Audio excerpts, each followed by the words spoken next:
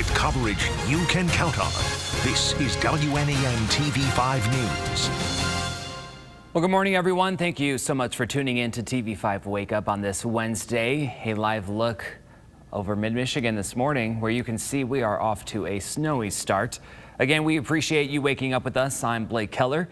We have got you covered as you navigate your morning. Meteorologist Chris Eastlick joining us. And Chris, how are those conditions so far out the door? Not great, Blake. It looks like our traffic map has been pretty slow throughout the morning. It's not a ton of snow numbers wise, certainly enough that we can handle. The highest report I've seen is in Tawas, about 6 inches, and we see that, a couple times every winter. But it's the road conditions that are certainly a problem, and unfortunately coming at the worst possible time during the morning commute. So plan for some extra travel as you begin today. Your first Warn 5 pinpoint Doppler radar live from MBS is showing mostly snow at this point, but we've had several reports of sleet sort of falling underneath what's showing up on radar in Flint. At last check, I checked the ground observation site at Bishop, and it's reporting light rain. And with temperatures still around that freezing mark, there could be a period of freezing rain out the door this morning as well. So no matter where you are, I would expect some slow going this morning. We take the wider view and we take a look down towards Chicago. There's been some rain there. Some of that rain starting to move into southwestern lower Michigan. Lansing also reporting freezing rain.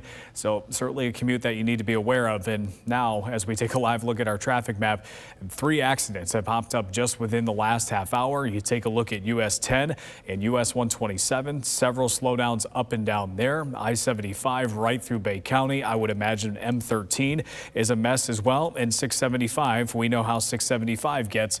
So the bottom line this morning, definitely take it easy. Visibility values are also down to around a mile or two in many spots, and with temperatures near the freezing mark, slick roads are certainly possible through the next couple of hours. We do come up above that mark a little bit later on, so things will improve in the afternoon. Another thing to keep in mind, winds blowing right across the east and west roads, so there could be some blowing snow, and I would imagine that's probably the case along US 10, so be careful on that stretch. Your hour-by-hour forecast through the next 12 does show things eventually let up into the afternoon with above freezing temperatures. We'll take a look at the rest of the week coming up.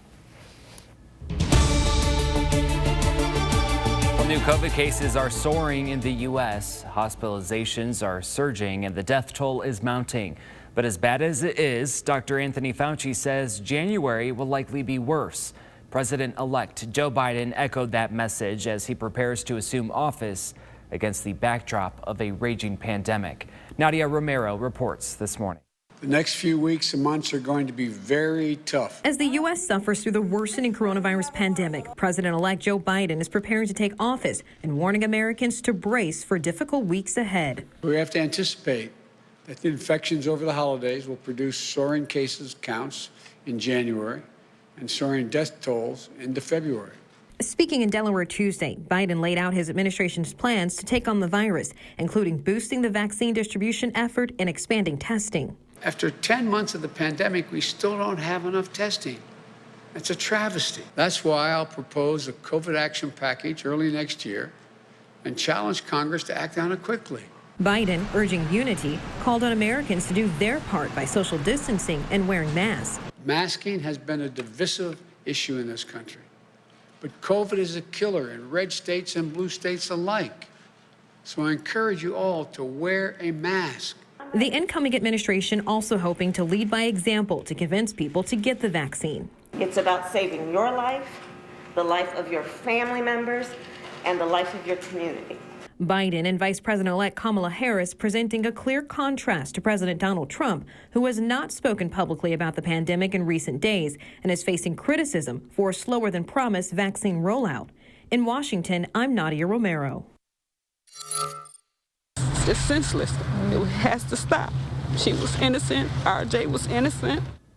Well, a family is mourning the loss of a grandmother and her grandson gunned down in a drive-by shooting.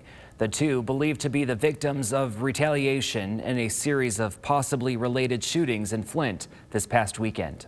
Left us with just, Nothing. A kid that's dead, a woman that's dead, and she was all, everybody loved these people. Right. You feel me? So Just picture how would y'all feel? How would y'all feel if it was your 9-month-old baby? Their deaths were part of a vicious day of violence in Flint. 3 separate shootings and 4 deaths, all within a couple miles. Police believe they could be connected and have 2 suspects in custody. Flint Police Chief Terrence Green called the crimes sickening If you have any information to help out with their investigation, give Flint Police a call.